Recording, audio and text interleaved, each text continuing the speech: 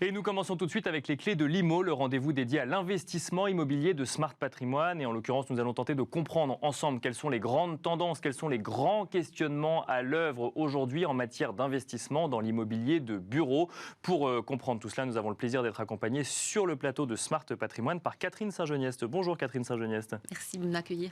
Bienvenue sur le plateau de Smart Patrimoine. Vous êtes avocate associée en charge de la pratique de droit immobilier et co-managing partner chez Jantet. Alors si on souhaitait évoquer avec vous le sujet de l'immobilier de bureau, c'est que ça fait plusieurs mois, presque plusieurs années maintenant qu'il y a un certain nombre de questionnements sur le sujet.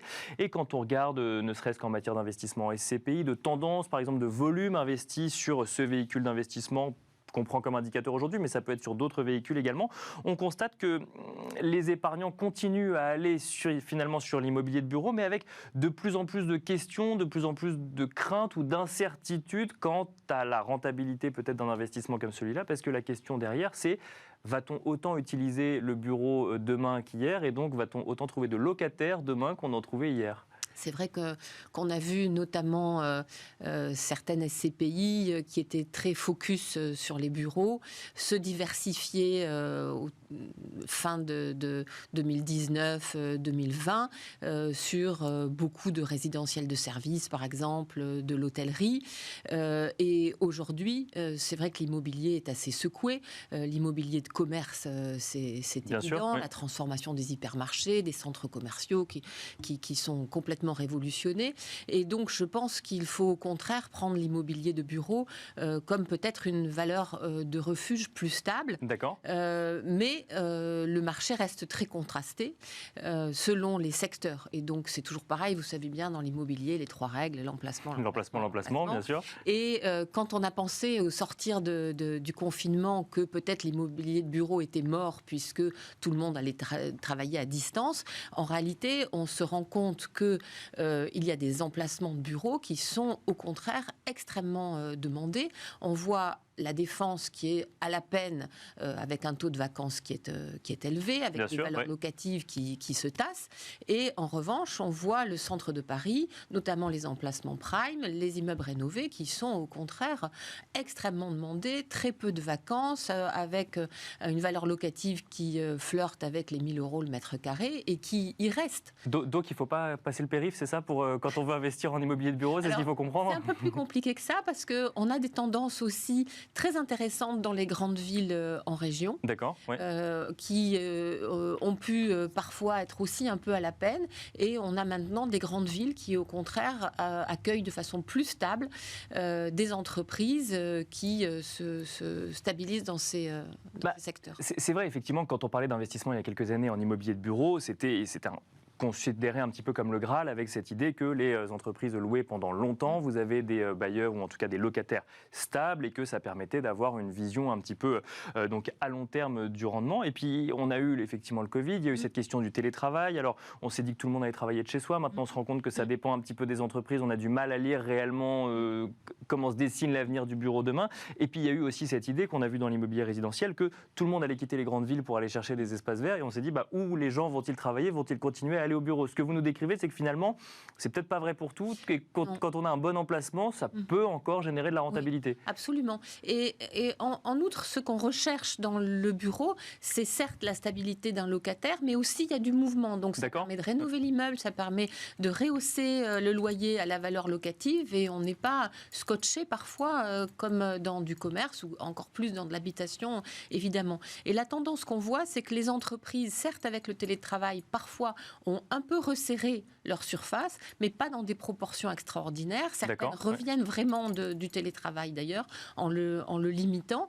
Et quand elles réduisent un peu, elles veulent en contrepartie, avoir un immobilier de grande qualité ou de plus grande qualité. D'accord. Et donc, avec la même dépense, avoir peut-être un peu moins de mètres carrés, mais très bien positionné et de grande qualité. Un peu moins de mètres carrés, c'est-à-dire qu'on n'a pas réduit de 50% par exemple la surface qu'on louait auparavant ? Non, ça c'est peu arrivé. On avait donné des critères à un moment donné, 5 postes pour 7 salariés. Vous voyez, c'est notable. Bien sûr, c'est pas extrêmement important et on ne voit pas tellement plus en termes de proportion. proportion. On avait aussi pas mal tablé sur le coworking en se disant que ça allait faire bouger énormément le marché des bureaux. Et c'est vrai qu'on a eu beaucoup d'immeubles préemptés, entre guillemets, c'est pas de la préemption, mais loués en entier, notamment à Paris et dans les grandes villes, par des entreprises de coworking. Après, on a un peu mis en garde contre ces locations en disant les entreprises de coworking sont pour certaines en difficulté. Bien sûr. Et puis on voit que le marché du coworking est en train de mûrir tranquillement et finalement ça reste un grand acteur et ça va rester un grand acteur de l'immobilier de bureau, mais tout ça se tasse et chacun prend ses marques dans ces conditions-là.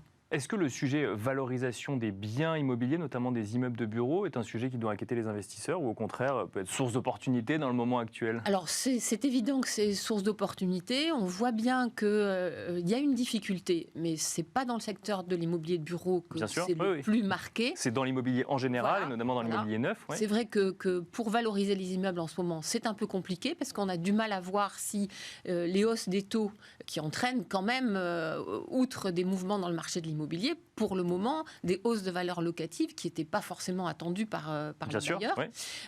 Donc, ces hausses-là, elles se traduisent aussi quand même normalement sur les prix et en même temps les experts considèrent que peut-être ça ne sera pas durable et en conséquence il faut modérer ces valeurs. Et puis il y a des corrections qui se font sur certains emplacements, encore une fois, qui subissent la crise comme dans certains secteurs de périphérie et là on a des réductions de valeur. Ça veut dire, si je comprends bien, qu'on a une demande qui est toujours présente mais une offre qui se raréfie puisque du coup on ne cherche plus que des immeubles de bureaux en centre-ville dans quelques grandes villes de France, c'est comme ça qu'il faut le comprendre? Oui, je pense qu'on a une recherche du qualitatif, non seulement en termes d'emplacement, mais aussi en termes de qualité environnementale. D'accord, donc là aussi ça implique des travaux, évidemment, potentiellement. Le décret tertiaire, c'est 2030 la prochaine échéance. En termes de travaux et de planning de travaux, c'est demain. Donc quand on conclut un bail aujourd'hui à effet de 2024, on va être en plein dans les objectifs de 2030. Donc il faut en tenir compte. Et on voit que les immeubles qui sont peu performants environnementalement, ils sont pas tellement, leur valeur n'est pas tant réduite qu'ils sortent du marché. D'accord. En réalité. Okay. Et donc c'est simplement un impératif d'avoir. Donc pour continuer à exister entre guillemets, il faut faire ses travaux, il faut être très bon. Et j'allais vous demander pour conclure quelles sont les questions qu'il faut se poser justement en tant qu'épargnant particulier quand on veut investir dans l'immobilier. Vous allez me répondre l'emplacement ou c'est un peu plus complexe que ça? Et puis surtout c'est un investissement qui n'est pas à court terme. D'accord. L'immobilier, c'est un emplacement qui est à moyen, à long terme. Et il est vraiment rarissime que quand on s'inscrit dans la durée, dans l'immobilier, on soit déçu par cet investissement. Même quand il s'agit d'immobilier de bureau qui, bien sûr, par la force des choses, se serait retrouvé mal placé à un instant T face aux tendances du marché? Oui, bien sûr. Merci beaucoup Catherine Saint-Geniès de nous avoir accompagnés sur le plateau de Smart Patrimoine. Je rappelle que vous êtes avocate associée en charge de la pratique de droit immobilier et co-managing partner chez Janté. Merci beaucoup. Merci à vous. Merci à vous de nous avoir suivis. On se retrouve tout de suite dans Enjeu Patrimoine.